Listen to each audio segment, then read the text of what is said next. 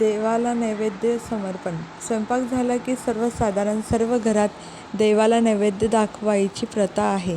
किंवा काही घरात रोज नाही, पण सणासुदीला, कार्यप्रसंगी नैवेद्य दाखवतात. आपण देवाला नैवेद्य दाखवताना आधी पाण्याचा एक चौकोन काढतो.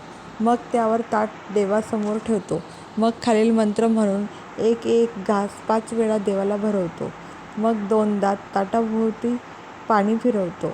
ओम प्राणाय स्वाहा, ओम उदानाय स्वाहा, ओम समानाय स्वाहा, ओम व्यानाय स्वाहा, ओम अपानाय स्वाहा, नैवेद्यं समर्पयामी किंवा ब्रह्मणे स्वाहा असे म्हणून नैवेद्यामध्ये पाणी समर्पयामी म्हणत पाणी सोडतो.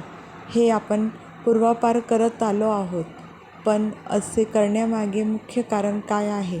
मी याचा शोध घेण्याचा प्रयत्न केला. मला जे माहिती झाले ते मी तुमच्याजवळ व्यक्त करतो. नुसते अंधानुकरण नको.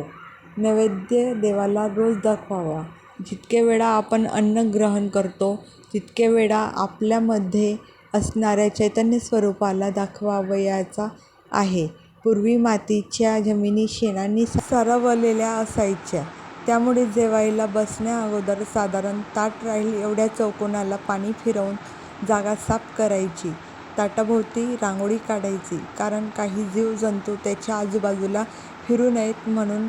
कारण रांगोळीच्या या खरखरीतपणावर जीवजंतूंना चालायला अवघड जाते. मग जेवणाचे ताट मध्ये ठेवून भोवती पाणी फिरवायचे. कारण वाट चुकून आलेला एखादा जीवजंतू ताटापर्यंत येऊ नये म्हणून. आता या ताटाचा नैवेद्य हा आपल्या देहात असलेल्या परमेश्वराला दाखवायचा आहे. कोणत्या मूर्तीला किंवा फोटोला नाही. आपले शरीर हे पंचतत्वांनी बनलेले आहे. त्या 5ही तत्वांचे नाव घेऊन आपल्या शरीरात उत्पन्न झालेल्या जठराग्नीला अन्नाची आहुती द्यायची आहे. म्हणजेच एक एक घास भरवायचा आहे. या 5ही तत्वांची विशिष्ट जागा आहे. प्राण म्हणजे वायू, त्याची जागा आहे. नाक, तोंड, उदान याची जागा आहे. कंठ समानाय म्हणजे अग्नी याची जागा. नाभी व्यानाय म्हणजे आकाश याची जागा सर्वांगात आहे. आणि अपानाय म्हणजे पृथ्वीची जागा, गुदद्वार. अशा तऱ्हेने तोंडापासून सुरू होणारी पाचनक्रिया मलमूत्र विसर्जनापर्यंत पोहोचते. अन्नग्रहण ते विसर्जन हे सर्व कार्य निर्विघ्न पार पडावे यासाठी हे मंत्रोच्चार आहेत. ओम प्राणाय स्वाहा, ओम उदानाय स्वाहा, ओम समानाय स्वाहा, ओम व्यानाय स्वाहा, ओम अपानाय स्वाहा, नैवेद्यं समर्पयामी. हा मंत्र आपण 2दा म्हणतो. याचे कारण असे आहे, ताटात वाढलेला पदार्थ संपला की आपण पुन्हा वाढतो ना किंवा घेतो ना, तर दुसऱ्यांदा मंत्राचा उच्चारही विचारणा आहे. अजून काही हवे का अशी आणि सरतेशेवटी आपण नैवेद्यात पाणी सोडतो. म्हणजे आता काही नको. जेवण पूर्ण झाले. भोजन करणे हा एक यज्ञ आहे. आता मला सांगा, अंधानुकरण करत आपण आपल्या शरीरात सदैव राहणाऱ्या भगवंताला उपाशी ठेवत होतो इतके दिवस. हृदयातील भगवंत राहिला.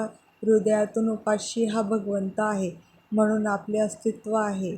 आपण करत नसलेल्या अनेक क्रिया तो करत असतो. आपल्या श्वासांमध्ये तो आहे. अन्न खाणे, पचन, पचलेल्या अन्नाचे पोषणासाठी लागणारे घटक तयार करणे, त्यातून रक्त निर्मिती आणि त्याला संपूर्ण शरीराला पोहोचवणे आणि नको असलेल्या घटकांना मलमूत्राद्वारे बाहेर फेकणे या 5 क्रियांसाठी लागणारी उष्णता म्हणजे यज्ञ. या हवनासाठी लागणारा मुख्य घटक म्हणजे आपले अन्न. अन्न हे पूर्ण ब्रह्म आहे. त्याचा आदर केला पाहिजे. ताटात अन्नाचा एकही कण वाया घालवू नका. आपण जेवणाच्या आधी हा श्लोक म्हणतो. वदनी कवळ घेता नाम घ्या श्रीहरीचे, सहज हवन होते नाम घेता फुकाचे. जीवन करी जीवित्वा अन्न हे पूर्ण ब्रह्म, उदर भरणो हे जाणीजे यज्ञकर्म. अन्न ग्रहण करणे म्हणजे फक्त पोट भरणे नाही. त्यामुळे जेवताना आपण प्रसन्न असावे. आजूबाजूचे वातावरणही प्रसन्न असावे. कारण हा एक यज्ञ आहे. एकदा जगद्गुरू शंकराचार्यांना एका व्यक्तीने प्रश्न केला, देवाला नैवेद्य का दाखवायचा आम्ही जो नैवेद्य दाखवतो त्यातील काहीही देव खात नाही. त्या पदार्थात कुठला बदल होतो? मग नैवेद्य कशासाठी? नैवेद्य हे थोटांड नाही का? शंकराचार्य जराही विचलित झाले नाहीत. त्यांनी शांतपणे उत्तर दिले, जेव्हा कोणी एक व्यक्ती देवाला नैवेद्यासाठी पेढे घेऊन जातो, तेव्हा रस्त्यात कुणी भेटला तर त्याला तो काय सांगतो? हे पेढे माझे आहेत, मी आणले देवासाठी. पण तेच पेढे जेव्हा तू नैवेद्य दाखवून आणतोस, तेव्हा कोणी विचारलेस तर तू काय सांगतोस? हा देवाचा प्रसाद आहे, हा रामाचा प्रसाद आहे, हा हनुमानाचा प्रसाद आहे, हे माझे नाही तर परमेश्वराचे आहे. ही भावना मनात रुजू होते. हीच तर सगळ्यात मोठी गोष्ट आहे. त्या प्रसादाने तुझ्यातला मी बाहेर फेकला गेला. परमेश्वराला नैवेद्य दाखवल्याने माणूस त्याच्यापुढे नतमस्तक होतो, अहंकार रहित होतो, स्वच्छ आणि निर्मल मनाची त्याला अनुभूती होते.